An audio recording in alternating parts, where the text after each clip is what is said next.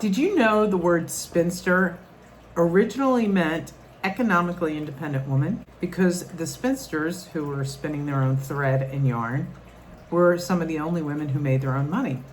But over time, because a lot of people in society are threatened by independent women, the term started to take on negative connotation, meaning unmarried or unwanted, even though statistics continue to prove that childless, unmarried women are the happiest demographic. My name is Celeste. I'm a writer, comedian, certified brain coach, and today I'm talking about why women who live alone are happier, the brain science behind it, and why we're badasses. One of the reasons it's actually good for your brain is because when you don't have to constantly adjust your behavior to other people, like a husband or kids or a partner or whoever, then it lowers your cortisol being the stress hormone. And I remember having a conversation with my mom, and I said, every decision I've made as an adult has been mine because I haven't been married. I didn't want to get married or have kids.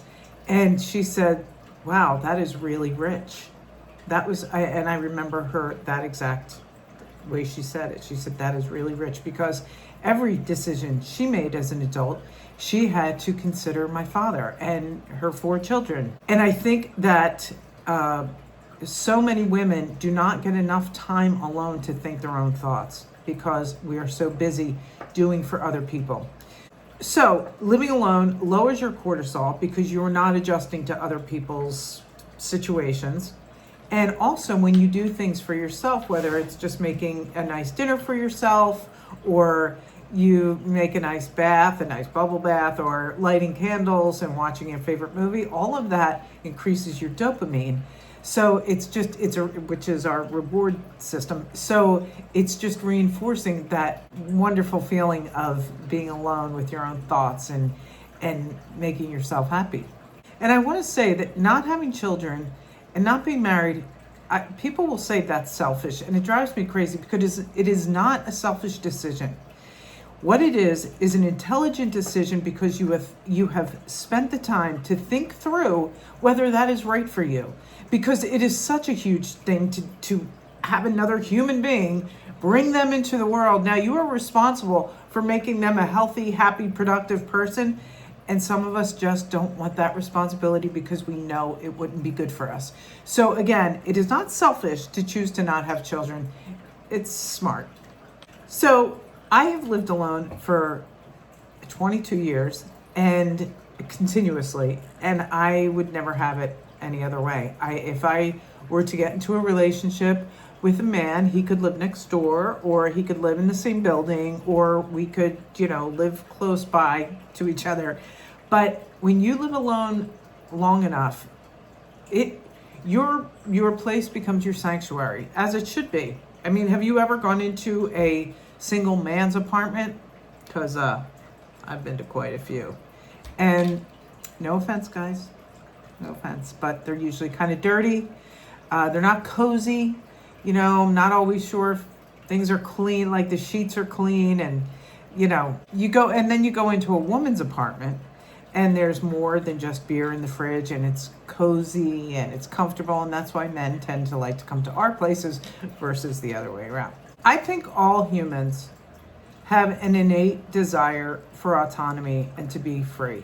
We've been duped into this system where we work these jobs we don't like, and we go to school, and it's all like that's a whole other video. But the point is when you are living alone and you have that autonomy to make your own decisions and to create your own surroundings, and that is what we are wired for. That is part of our happiness. In fact, when you live alone and you don't collect clutter, that also leads to more satisfaction because clutter can actually increase cortisol.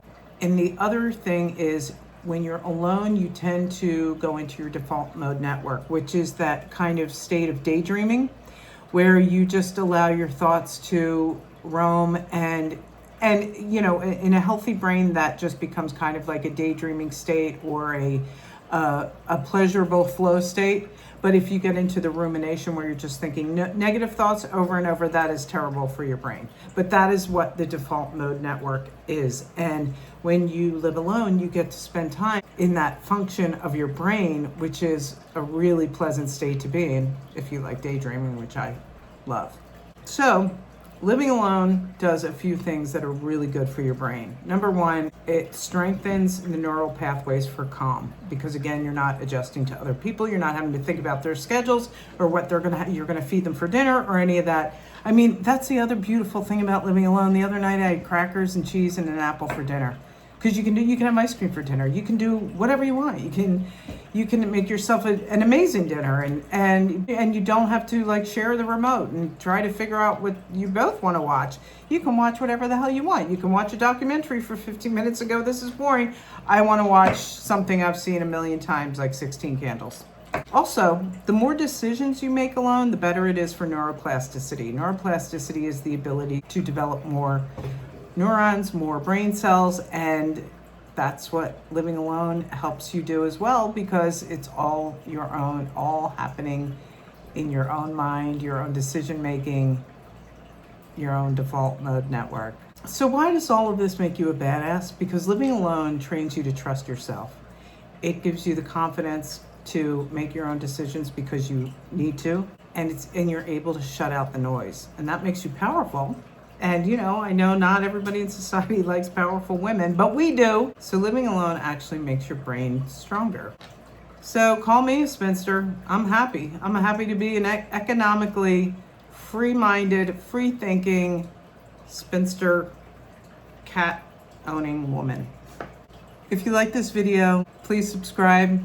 I like to talk about things related to our brain, Gen X, all that kind of thing, and I hope to see you next time.